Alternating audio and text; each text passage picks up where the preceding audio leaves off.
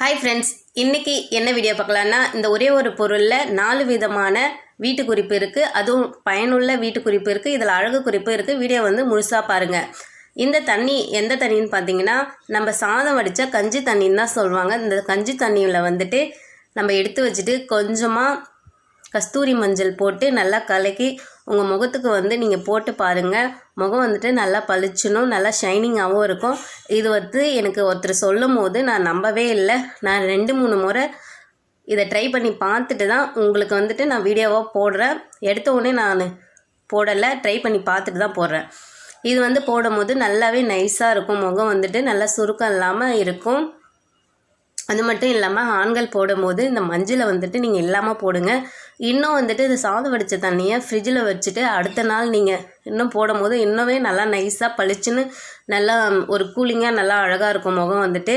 அடுத்தது இது என்னன்னு பார்த்தீங்கன்னா, இந்த தண்ணியை வச்சு நம்ம வெய்ய காலத்தில் வந்துட்டு வேர்க்குரு வரும் இல்லைங்களா, இந்த தண்ணி வச்சு நீங்கள் நல்லா தடவிட்டு வந்தீங்கன்னா வேர்க்குரு கூட இருக்காது.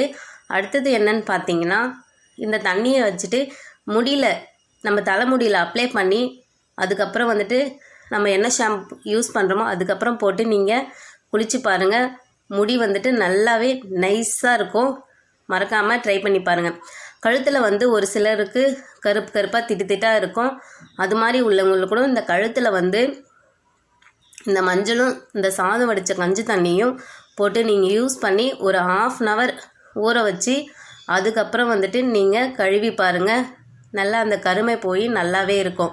இப்போ வந்து நான் வீடியோக்காக இதை மட்டும் தொடச்சி மட்டும் காமிக்கிறேன். நான் வந்துட்டு அப்படியே தான் எதுவும் பண்ணுறேன். ஆனால் ஒரு 10 நிமிஷம் மட்டும்தான் ஊற வச்சேன். நீங்கள் என்ன பண்ணுறீங்கன்னா, ஒரு 1/2 hour மினிமம் நீங்கள் காலையில் கொஞ்சம் சாதம் வடித்த தண்ணி இருந்தால் அப்போ எடுத்துகிட்டோடனே ஆறிட்டோடனே நீங்கள் போட்டு பாருங்கள். இது ரொம்பவே யூஸாக இருக்குது. நான் செஞ்சு பார்த்துட்டு தான் போடுறேன்.